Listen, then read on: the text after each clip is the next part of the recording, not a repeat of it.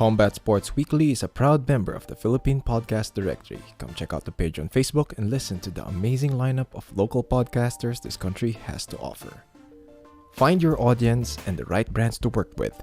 Podmetrics, your one-stop shop for podcast analytics, and it's absolutely free. Just create an account and put in the code Coach Franco Says upon sign up. So I'll repeat it, Coach Franco Says.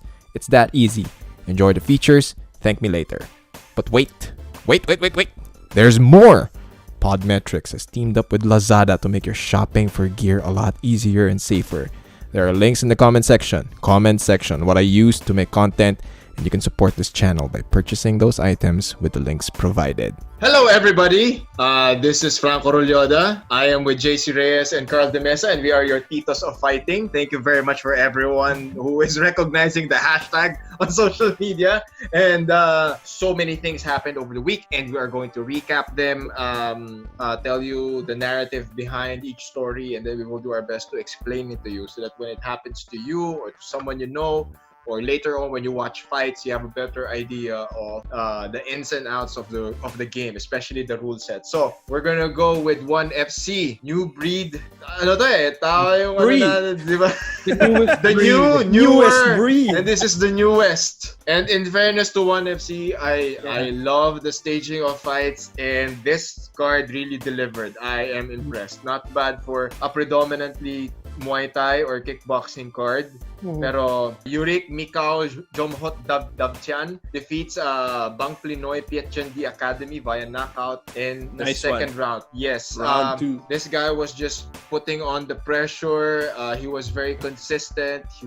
He had really good counters, and then that opportunity came. And then MMA gloves. He was very active with his hands. He practically knocked the guy down and knocked the guy out using the same combination that he used in the first round. Opposite hand hook, and then finished with the same hand hook na towards the head.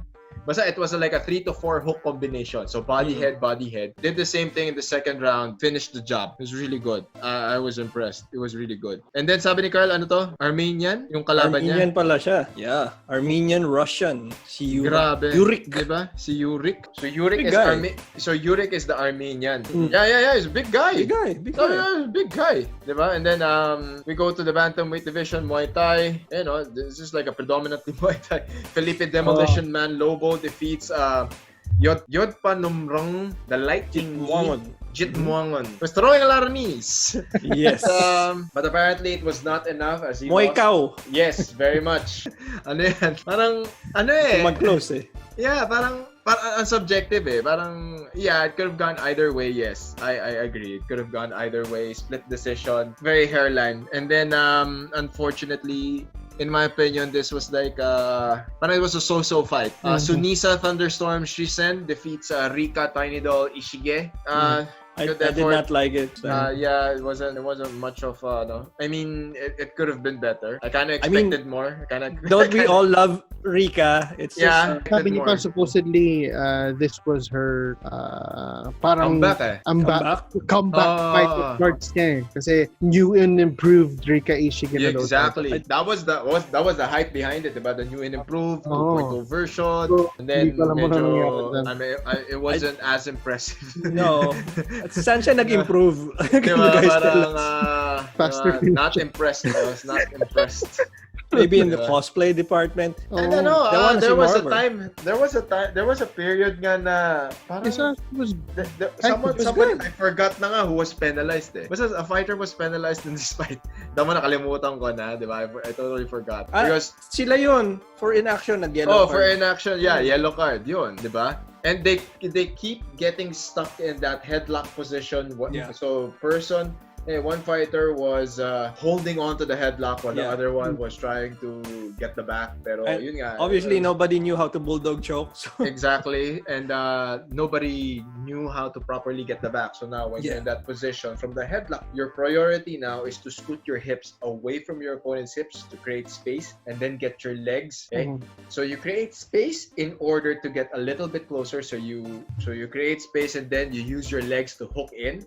like you're hooking in or you're placing in your hooks in jiu-jitsu, and then slowly but surely you pop your head out. That's how you get out of that headlock. Clearly, the person who was doing the headlock was just holding on for dear life because the moment they release the headlock, their backs are taken. So again, this is like your grappling 101, diba? And buti na lang, after a dip, the next fight was amazing. Diba? Kapitan Pietjenji Academy defeats Pechadong Pechfergus via knockout. Like 6 they were seconds or something? 6 seconds. They said this was probably the fastest knockout in. I don't know if that's Michael Chavello just being Michael Chavello, but I hope it was. I really think so then. Pero let's see what 1FC records will show. Pero I think in kickboxing, this is like really, really fast. Yeah. Diba? Because si Street Jesus, 5 seconds. So ito... Street Jesus was Ben 5 Askren seconds. This one, that. diba? This one was 6 seconds. And it was a properly timed punch. Oh, man. It was super, I mean, really good execution. Good angles. The approach to get the angle of that punch was amazing. You only get this by experience. Sobrang ganda. Ang galing. Ang galing. It didn't seem like Patch Fergus knew what was Exactly. happening at all. Didn't know what was happening. You know, like, He was out. oh, okay. Yeah. And then, of course, in the main card or in the main event, the Featherweight Muay Thai World Championship and 1FC was on the line. Pech Morakot Pietjenji Academy defeats Magnus Crazy Viking Anderson by a TKO and 2-minute 50-second round of the third round. So, parang almost end of the round and then, let's do it. It was a Crazy Viking though. Like I like the fight. The last two fights made the entire card for me. Boeing. The fights in the middle were like, and then last two fights, 1FC, you did really, really well on this. Last two fights was really, really good. That's it for 1FC. I think they have other upcoming events, Next Generation, Winds of Change, and then Golden Circle. So we're gonna look forward to those events. And again, 1FC, thank you so much for holding it. We'll transfer over to tidbits natin. PD recovery to Paige Vanzant. We love you, Paige. We love you, Paige. Stay strong. Yeah. For us here in the combat sports industry, we are very confident that whoever catches COVID will only need to isolate themselves and stay strong and stay healthy because this is something that can be beaten, especially by combat sports athletes. As in, big guy. Yeah, he probably got it from one of his teammates while training. ATT daw eh. Most likely. For sure, lang yan. These are those asymptomatic na transmission. I'm very confident that they're gonna get through this and we'll see how this goes. Favorable for the fans. Yes, very favorable. Hindi mo na masisira mo. Ako, aminado ako doon kasi I'm like, diba, ang ganda-ganda ng mukha mo. I mean, for a fighter, ang ganda ng mukha niya. Tapos, diba, bare knuckle fighting ka. She's getting paid. Diba? And she wants it naman. Yeah, apparently she wants it. She wants it. I read and heard really good reviews about Paige Vanzant, both as a student and as a teammate. I mean, really positive reviews about her. So that's why it's one of the things kung bakit I'm a fan of her. I think yung work ethics niya okay naman eh. So I don't know what's happening sa Feeling ko talaga it's the instruction na yun eh. You know that she's determined. You know by the sound of her voice and the way she's handling. She's very authentic and very sincere about her fighting career and the way she loves fighting. And if you love your teammates and you love your team, then there's just something wrong. There's just hindi naman siguro something wrong, but you have to fix your training regimen. There's just something missing in that puzzle. So next up, we have our kababayan Rolando Gabriel D. Good luck. He is going up against Brave CF42.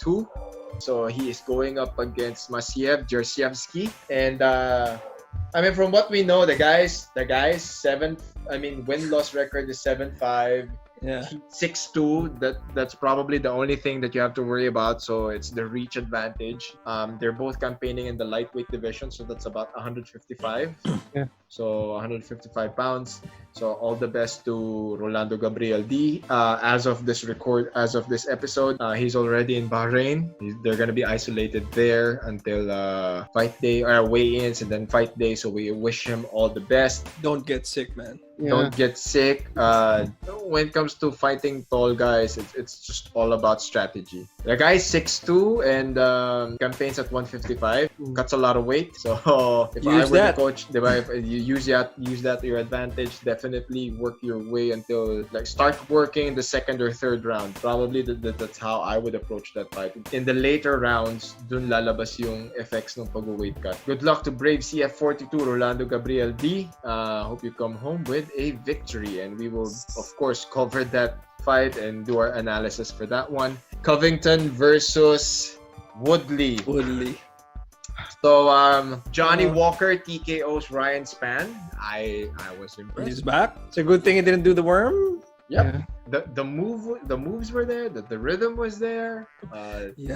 He was his old self. He was comfortable. He was very confident with his executions. Welterweight Division, the co-main event, Donald Cerrone versus Nico Price. This was a draw. Yeah. Split draw. Split draw or draw Basta majority draw. Majority draw. Majority draw. Kinda, I guess. Kinda. Thought Nico kinda edged him out. But... Yeah. Nico, there was a tiny bit of a winner. I'd probably give it to Nico. Yeah. Probably give it to Nico. Like by a hairline.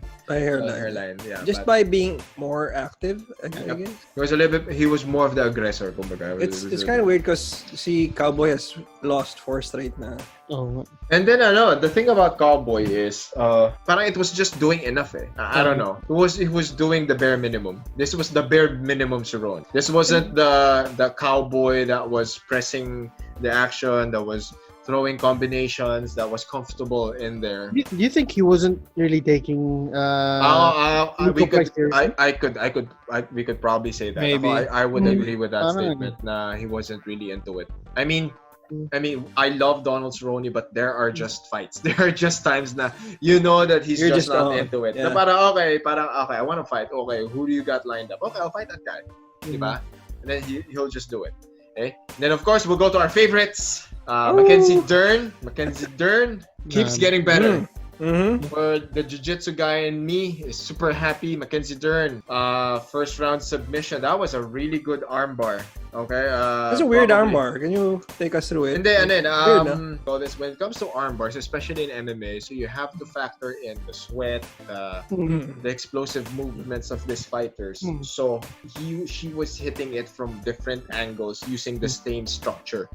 In the initial stages of the armbar, like yung setup ng armbar, diba? The early stages of the armbar, one of her legs were trapped. Yeah, naipit pa sa half guard Diba? Naipit pa siya sa parang half guard position. However, this is where you see the high level of jiu-jitsu and the black belt world champion levels in Mackenzie Dern, because other leg was still capable of pinning down her opponent, diba?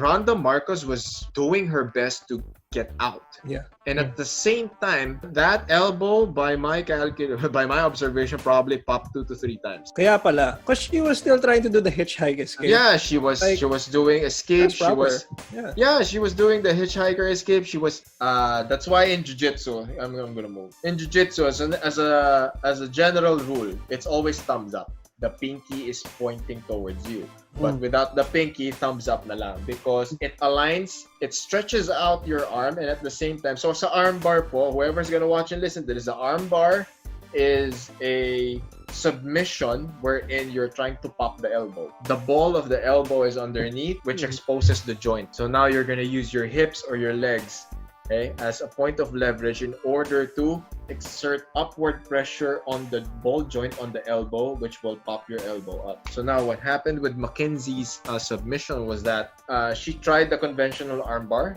The structure of their bodies, her opponent was trying to do the hitchhiker, so syempre there was a lot of resistance, but at the same time she was tweaking. So from this position, she was rotating her wrist. So nawawala yung leverage point ng armbar. Once the arms were extended, Mackenzie Dern's focal point now was controlling the wrist. So now, once the wrists are controlled, okay, her opponent cannot rotate her hands or her elbows any longer. So after controlling the wrist, first pop yan. So boom, wrist to the body, hips up.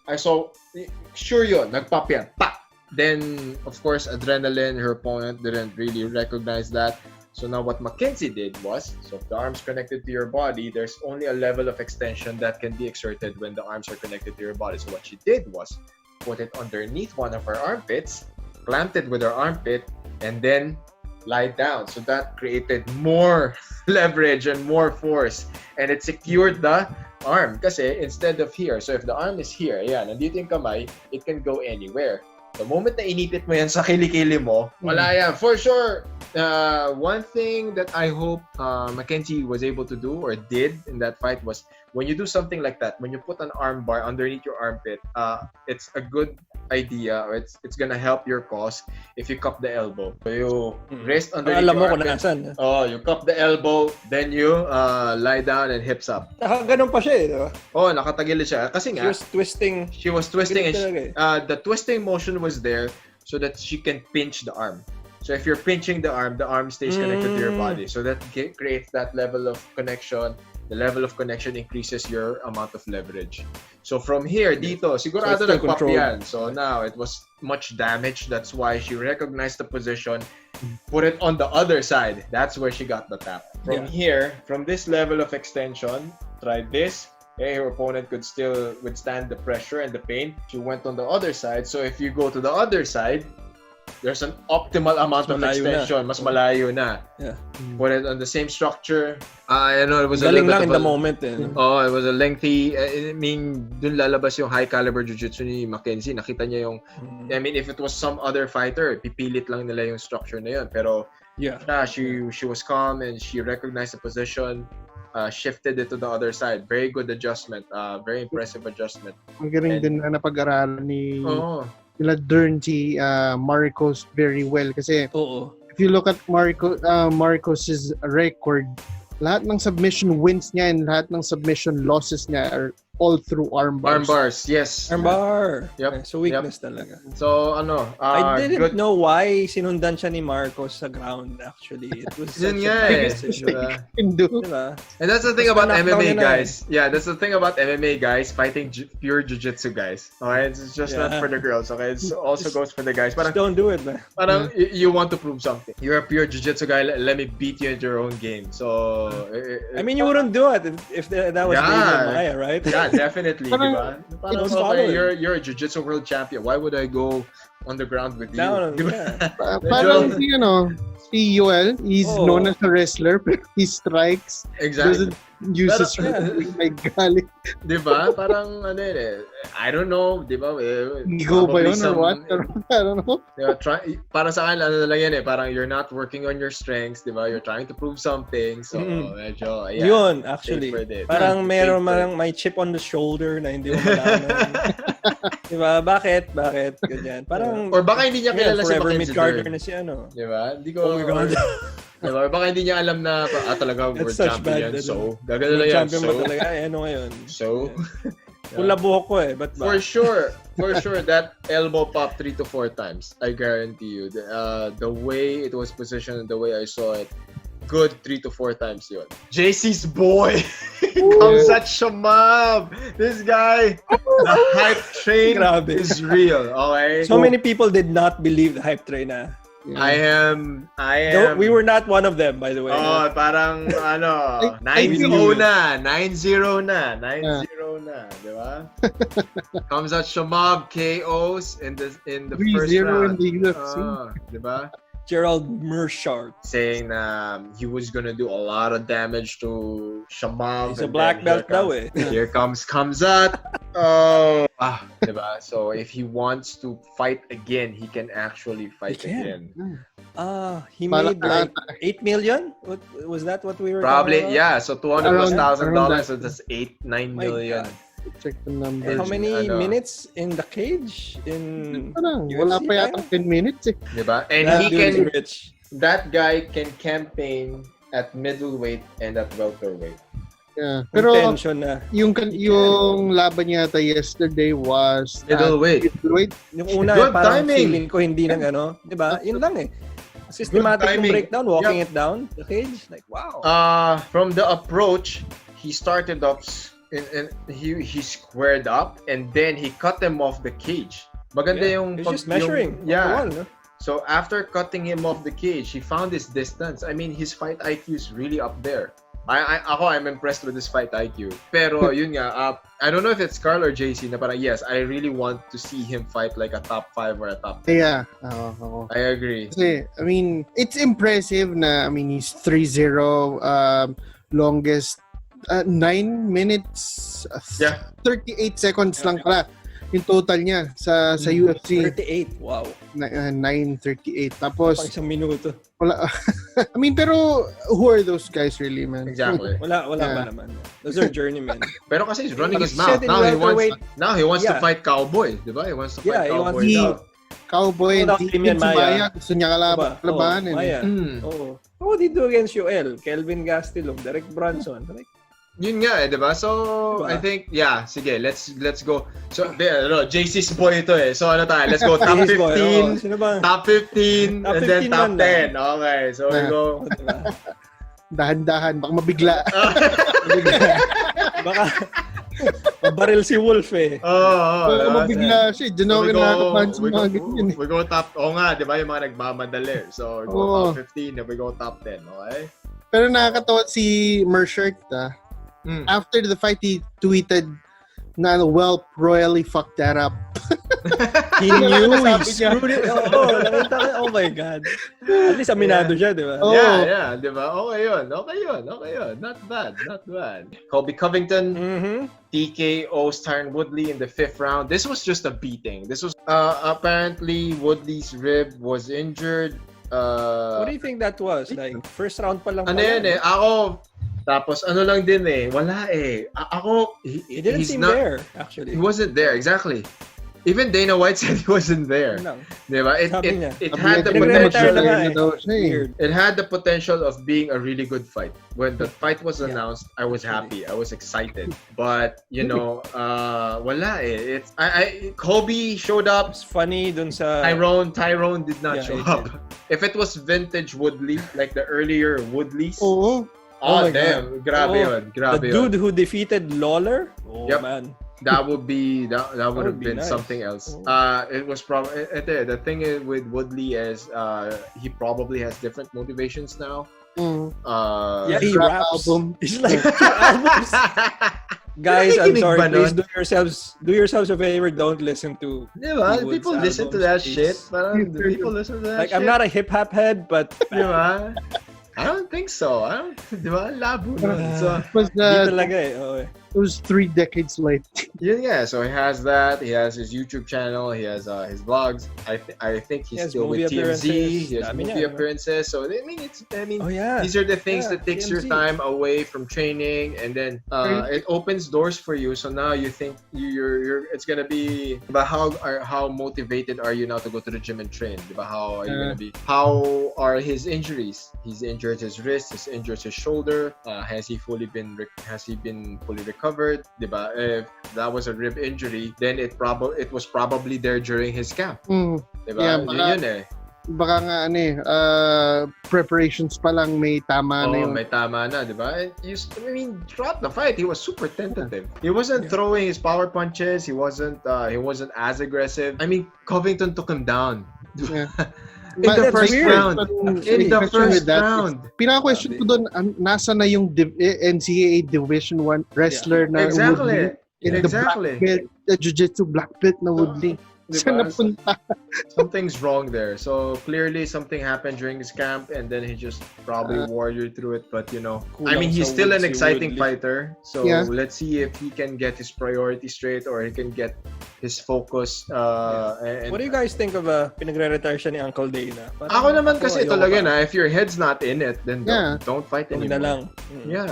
Or maybe Usman pakibalik na yung kaluluwa ni No, yun yan. He was never the same, right? He was never the same after that fight. After that wala na. A lot of people didn't like him, pero because he was a boring fighter daw, pero ito lang din yun he wasn't boring dati. He wasn't boring. He was knocking people out. Pero yun nga, that Usman fight took a lot from him. Ayun na siguro. I really believe so. Na that Usman fight took a lot from him. So next topic that we want to cover is the fight between Jessica Rose Clark versus Sarah Albar. This was what happened was Jessica Clark and Sarah Albar were against the cage, and they were then Sarah Albar went down, or she sat down basically. Now, as she was sitting down towards the floor, Jessica Clark threw a knee that landed square to her face, broke her nose, and now the referee stopped the fight because he thought that it was an illegal knee. Now, very easy mistake naman. Very easy mistake. That was a very subjective position. Okay, nobody. Why would you sit down? So for Sarah Albar, number one, why would you sit down? That was a bad tactic. I've seen a lot of that. Here sa Philippines. Ang daming kung nakikita gumagawa niyan. Yung pressed against the cage, they sit down. Oh, I'm like, what the hell are you thinking? Why do it? This is one of the reasons why you don't do that, okay? Yeah. Because on your way down to sitting on the floor, kasi I think one of the major reasons why people do that kasi is because they don't want to get taken down. So if you sit down, yung naka-crutch ka, yun, pwedeng mangyari. As you go down, you get knee to the face talaga. Now the thing is, I think from the referee's point of view, he thought that the butt was down, and then the knee landed. That's why he stopped the fight. But after seeing the replay, it was a completely legal knee. And then ito na yung lapse ng referee. For me, this was very confusing, and as a referee, I really believe that it was wrong. He reset the action on the cage in the same position. So you have a broken nose Sarah Albar sitting down, squatting down. Here comes Jessica Rose Clark on top of you. And then he's wala na. It's just a matter of time. Wala na. Broken nose, disoriented. Good job to the referee and to the technical committee for making that split decision, or parang split second decision na, okay, let's continue the fight, diba? Let's continue the fight, and let's give Sarah Albar all the chances in the world to probably win. Kasi in fighting, miracles do happen. So Sarah, it's the same thing that Dominic Cruz said, actually, Coach. Like, if I was the fighter, I'd thank you to letting me continue. Probably against the rules, but okay. Diba? Pero ito yun if you, as a referee, ito yun if I need to reset action and it came from a striking na setup, because it wasn't a grappling setup it was a knee to the face, so it was a striking setup, it was a striking scenario or a striking situation, okay? So you both get out of your corners, you meet in the middle, okay? Or at least stand them up. That's the proper reset. Unless it's a grappling position or they're in a clinch or in a grappling situation, the immediate reset should be standing up, and then they go out of their corner. So again, I'm not gonna put blame on the referee, because as a referee, these are the things that you have to make decisions about. But it's a clear lapse on the part of whoever that. I mean, I haven't seen that referee. That's the first time I saw that referee. Parang mga twice pa lang ata. Pero nagve-Vega siya. It does seem though na there's also a question of bakit nila ginagamit yung replay kung hindi pala pwedeng i-reset. Nilalagay rin nila na it could probably be a commission thing, pero definitely ang alam ko rule set ni UFC, they don't really use the replay. Hindi ang alam ko Kasi si Paul Felder was saying na it really depends on the commission. Like every state has a particular court. In New York by limited. Diba? That's probably why Dana loves Fight Island. Okay, because they can make their own. They can make their own rules. Pero types of discussions can be like, whoever's gonna watch and listen to this podcast, you learn from the technical analysis that we provide you, so that should you watch another fight, or if you're a fighter and you get into a fight, these are the scenarios that you need to avoid. Nakikita ko, I shit you not. Ilang beses ko nakita dito. Nagtataka ako bakit, clinch work against the cage. Ang gagawin nung naka-clinch, dahil ayaw niya magpa-takedown, uupo siya. Upo. Lagi ko sinasabi yun. Legal knees. Diba? Lagi ko sinasabi yun. One particular example, this was in Casino Filipino pa nun. This was a bets event. Drex Zamboanga versus Rex De Lara. I think Rex was probably tired siguro, or kasi Drex was taking him down at will. So he did the exact same thing. Pressed against the cage, sat down. I was like, what the hell? Yeah, he squatted down. So I was like, sila pareho Oh. Pinata na yun. So, So I was like, oh my God. So after that, syempre, Drex has solid grappling. Yeah. So pag upo ni Drex, hinatak na lang niya yung ankle or yung heel. So napahiga. Sabi ko, sino nagtuturo? Ito yun na, sino nagtuturo sa mga taong to na umupo? Yun yung ano ko eh. Tapos ito na yun eh, yung sinabi na ni Carl kanina. Yung pababa na motion na yun, legal yun. Legal knee Legal yun eh.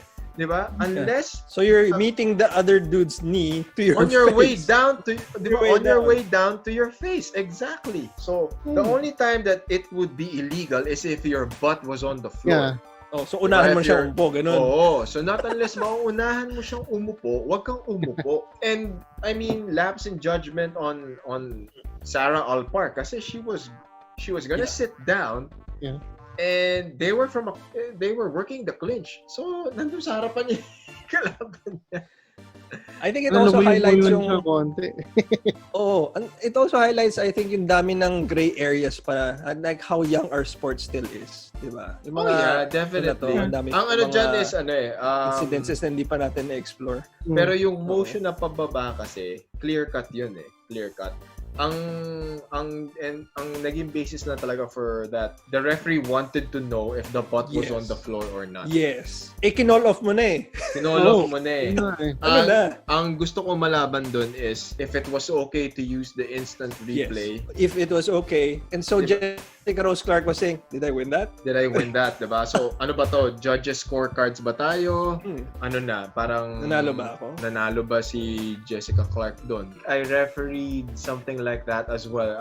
The opponent, one of the fighters was Hideo Murakawa. Yeah. Murakawa. Okay. That guy is very he's very cunning. So this was probably alam ko either bets din to or dut-dutan. So the guy was sitting down. Hideo recognized the position. He threw a knee. The knee landed on the chest. And then his opponent's his opponent's corner was shouting illegal knee. During the timeout I said that's not an illegal knee. That's completely legal, man. It was landing on the chest and the solar plexus which made it even more legal. More legal. Hideo wasn't really charging with the knee. He knew what he was doing. So I was like, okay, this is something that he practiced. And that's one of the reasons why, as a referee, two fighters, so cage. Gonna use my phone. This is the cage. Two fighters. Yan. Okay? I'm not gonna be here. I'll always be here. I'll always be at an angle wherein I can see where the blows are coming from and landing. Kasi that's the problem, diba? I think one of the reasons why the referee paused the fight was because he wanted to see where the butt was or how the knee landed was because of his vantage point. If the guy was probably on the side, diba, he could make that split-second judgment call. So I mean, these are the little things, the little intricacies. Good lesson to have for fighters, especially. Don't sit down. Sarah Albar, I hope your nose heals just in time for your wedding. Yeah. Yes. Like, oh my God, that's big lesson for you, girl. Sobrang wasak yung ilong niya. And, wasak talaga. Diba? So you have a broken nose and then you kept getting punched in the face and knee to the face until the referee stopped the fight. I was like, oh my God. Wala na to. One notable pala, coach, sa prelims was Randy Costa versus Journey Newson. Yung si Randy Costa, his nickname is the Zohan. The Zohan? He actually looks like Daniel fucking Radcliffe. Okay. Oh my God. Round 1, 41 seconds naman. So it was pretty good for him. TKO to submission. TKO. KO talaga. KO. Wow. So it was a cowboy actually combo. So selling the jab and then coming up with the lead leg. And speaking of Costa, next week. Oh yes. We got this Monday. The Eraser. We got Stylebender versus Borrachina. So many things na there are a lot of videos circulating of how they cross paths sa corridor. And very Paulo, sportsman-like. Yeah.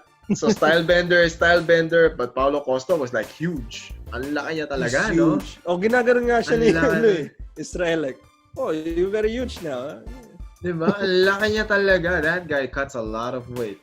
I hope he doesn't get popped after. Pero I'm like, I like Paulo Costa. I like the way, I like his pace. I like his athleticism.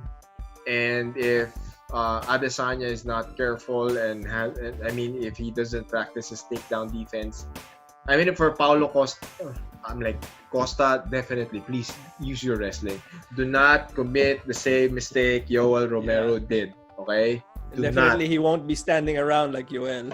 Oo, kasi striking department, Adesanya is gonna kick your ass. So your winning formula here is to take him down. Okay? So yun na yun. Take him down. Use your size, man. And once you take him down, you have to keep him down. Because I don't know, there hasn't been any documented ano ba to? I haven't seen Adesanya on his back. I haven't he has escapes though, but other than that, diba? So pero against an elite wrestler like diba, Paulo Costa. So if the MMA gods would allow us, we will look for a place and we'll watch this card. We'll watch this fight, diba? Sana may bukas. Sana meron. Diba? Kahit nagsisigawan lang tayo 2 meters. Oo. Isang metro away. Okay ba? Oh my God. So we're gonna look forward to that. And then Carl here has some Letway news. Some Letway news. Antonio Faria versus Francisco Cebenuelas, and the World Letway Championship is a go. On September 25, there's a full fight card that's already... Friday, Letway, then Sunday. And then Sunday. Co-main event is actually pretty interesting. A guy from Thailand, Si Sansuek versus Nico Mendes of Spain. Okay. The rest are kind of journeymen. One of the notables is a girl fight. Petchanbi of Thailand versus Miriam Sabot, who's a pretty good kickboxer from Italy. Yung culture kasi na sa Myanmar nga na pag holiday may laban, ganun sila. Talagang yung dadali mo yung pamilya mo, nakupo kayo. Family gathering, family event siya. Dadaan yung mga Buddhist monk, hihingi ng alm, yun din. Parang, okay, holiday talaga. Diba? Para, but it's the same atmosphere. Yun din. Like, long-term goal ni Combat Sports Weekly. Ito, WLC, we will go to Myanmar and, we're gonna watch it live and hopefully we get to cover it. Pero, that's very interesting. Very interesting.